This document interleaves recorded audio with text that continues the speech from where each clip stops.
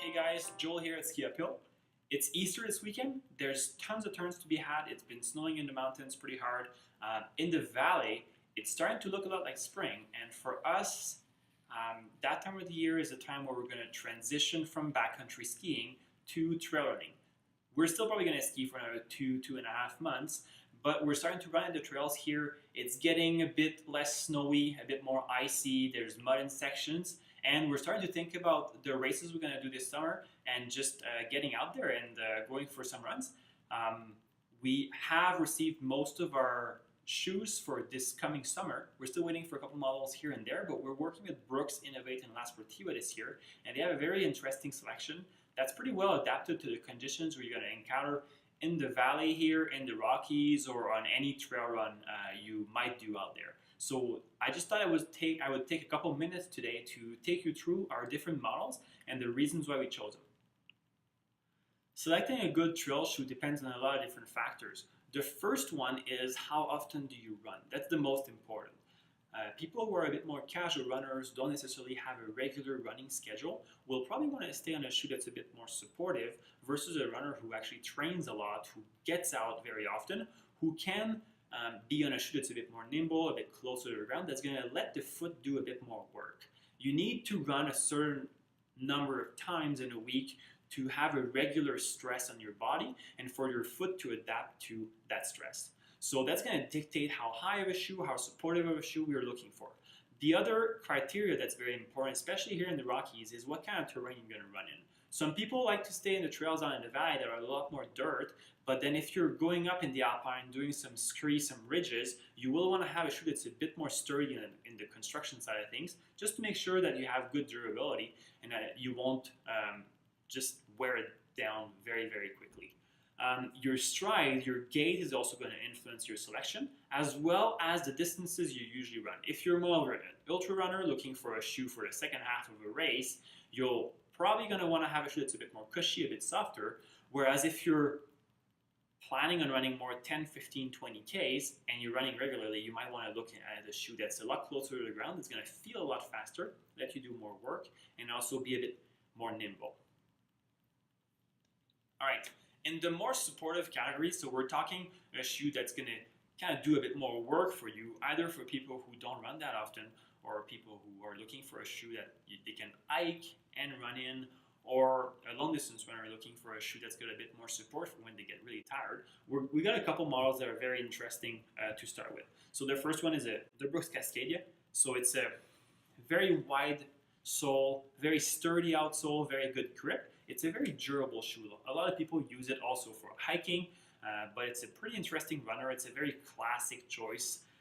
Roomy toe box, nice sort of universal fit, good grip, but that's kind of like the starting point at 10 millimeters of drop. So we're talking drop, we're talking about the difference in the height between the heel and the toes. So how much like you're on heels it's going to feel. So that one is about a centimeter.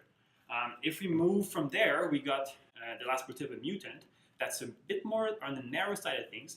The grip is really, really good on the outsole. It's a very good shoe for like mud and wet conditions and rock slabs. You have a shoe that's going to kind of pivot a bit more, but essentially the same style of shoe, so another kind of 10 millimeter drop, but a very different fit. What's been working very, very well this year and people have really liked is this model here, the Rocklite 305 from Innovate. And it's very interesting because you're still in a somewhat supportive shoe at 8 millimeters of drop.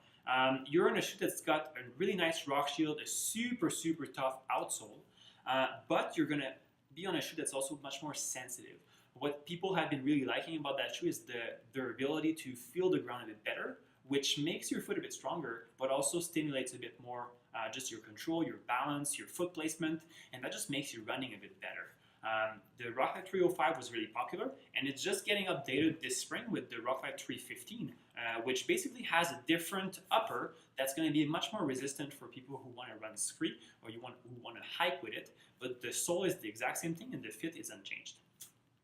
It's also available in a Gore-Tex version for people who are looking for water resistance, but that's essentially what we're going to be working with this year. We're still waiting for a shoe from La Sportiva, the Lycan, which should come in the next couple weeks, and that's going to be our selection for a bit more the trainer side of things.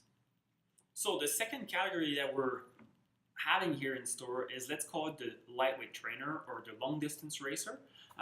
That's the most comprehensive category we have here with a bit more models. It's where the bulk of regular runners, people who train for some goals or run a bit more often, is going to fall into. The first shoe that we're talking about is the Trailwalk 285 from Innovate. It's a very interesting kind of rock specific shoe. What I mean with that is that you have an outsole that's specialized for rock slabs, for rocky terrain, for scree. You also have a pretty sturdy rock shield, and the construction is a bit different, and the shoe is reinforced on the sides to prevent tears and to prevent from ripping the shoe when you're running in those kind of terrains. 8mm drop, so the difference between the heel and the toe is about 8mm. Very close to the ground, very stable feel, very interesting to run in. From there, we move to the Brooks Mazama, which is essentially a similar program, except a bit less rock-oriented, a bit more versatile. You still have an outsole that's a bit more dry terrain adapted, but you're on a 6mm platform, and it's a nice and nimble shoe. It feels very fast. It's not necessarily the shoe you're going to wear for 50 plus kilometers, but it's a very fun addition to their lineup, and they've updated it this year with a bit of a different upper that's a bit more flexible and that fits a bit better. From there, they also have just updated the Caldera, which is their Ultra shoe. Caldera is a 4mm drop, so it's a bit flatter. Think about Ultra, Hoka, like those kind of maximalist shoe. It's very, very, very soft. It's a good long distance shoe or just a good recovery running shoe. Very interesting selection, and definitely something that's going to appeal a bit more to the people who are long distance oriented. Formula, so Rocklite 290. So we talked about the Rocklite 315. The 290 is just a bit of a stripped down version that's a bit closer to the ground. So we're down on a 4mm drop platform, so that's a bit closer, a bit flatter. And it's a bit stripped down, so less construction on the upper. The outsole is the same though, so very interesting, super, super tough and hard wearing and very sticky. That's a very interesting choice for people who are kind of like in between, trainer, they don't want a full-on racer, they want to have a bit more protection. Rocklite 290. And the last one in that selection is the Pure Grit. Pure Grit, 4mm, very similar to the Caldera, closer to the ground.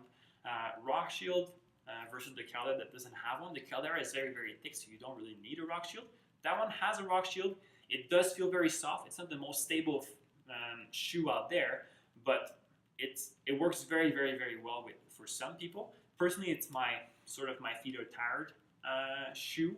I run it for longer distances, and it's very, very comfortable. But you don't lose that feel of like being close to the ground that much. So that's it for the mid-range, let's call it. And now the last category, let's call it the racers. Those shoes are a bit more specialized, either for short distance racing. They're just very close to the ground, very nimble. They feel very fast, but you're going to get a little bit less protection, and in some cases a lot less protection than the shoes are a bit heavier. Those are very good shoes for people who are looking for a shoe in a quiver, so either like a racing shoe for short distances or a shoe for specialized running, like if you're doing a rock slab run or you're looking for something for a scree sort of run. And we're working a lot with Innovate in that category because they do a lot of those sort of shoes. We're still waiting for the Bushido from La Sportiva, which is a very good kind of scrambling hybrid running shoe, pretty close to the ground, very sticky sole, so we will get that in a couple of weeks. But so far we have a bit more of the Innovate. We have the X-Talon 225 here. That's a shoe from last year that's on discount right now. The new model is the 230, which is the blue one here. The 230 is a 6mm platform, but the tread is hugely aggressive. I've used the 225 for winter running in the snow this year. It's been very, very, very good. It's super grippy. Now what they did is they actually beefed up the upper a bit to make it a bit more tear resistant, and they also added a bit stiffer of a rock shield just to give it a bit more protection. The 225 didn't have one, and I would not use it in anything rocky. This one's going to get you through a lot of different terrain, especially if it's wet, muddy, or soft. It's going to be a very fun shoe. It's a very tight, close fit, so it doesn't fit everybody, but when it does fit, it's super interesting. From there, we move to my favorite sort of racing flat in the lineup, the Trail Talon 250. This one is also discounted right now. We're going to get the 235 a bit later, which is essentially a different upper, but the sole's the same. This one has no rock shield, so very flexible, very close to the ground shoe. It feels super good. It's a very, very interesting fit that fits a lot of different foot shapes. What I do myself is I just beef it up with a cutting board. I have reviewed that shoe previously, so last fall, and the review is available on YouTube. But yeah, that's a very interesting shoe for people who are looking for a shorter distance, let's say up to 25K if you're used to it, maybe 50. Shoe that's going to feel very nimble, very close to the ground, but it's still not that hard, and the grip on the outsole is amazing. The last one we have is kind of like our specialized slab rock running shoe, the Trail Rock 270. So we talked about the 285. The 285 has 8 millimeters. The 270 is the same thing, except it has a 4 millimeter platform. That's the closest to the ground shoe in the entire lineup. It's optimized for like rock slabs and those kind of terrain. So the sole is a very different tread that sticks a bit better to that kind of terrain. And then you have a rock shield, so it's not the softest shoe out there, but then it's gonna feel very, very, very fast. Don't expect something that's super soft. It is actually quite hard, but if you're a midfoot striker, it's gonna feel very, very good and very direct with your ground contact and the feel you're gonna get. So that's the Trail Rock 270. All those shoes, so what I took is the men's models, but we do have that exact same selection in all women's shoes, plus a couple of unisex models. So if you ever have any questions about shoes, you're looking for a new pair, you're looking for a different pair for a quiver, or you just have any questions about trails or about shoe selection, about injury prevention, or just about running, come say hi and come grab a coffee and we can take you through what we have. But that's the lineup we have this year, and that's also a bit how it's organized for us, and that's the way we're going to work with that for this summer. Thank you.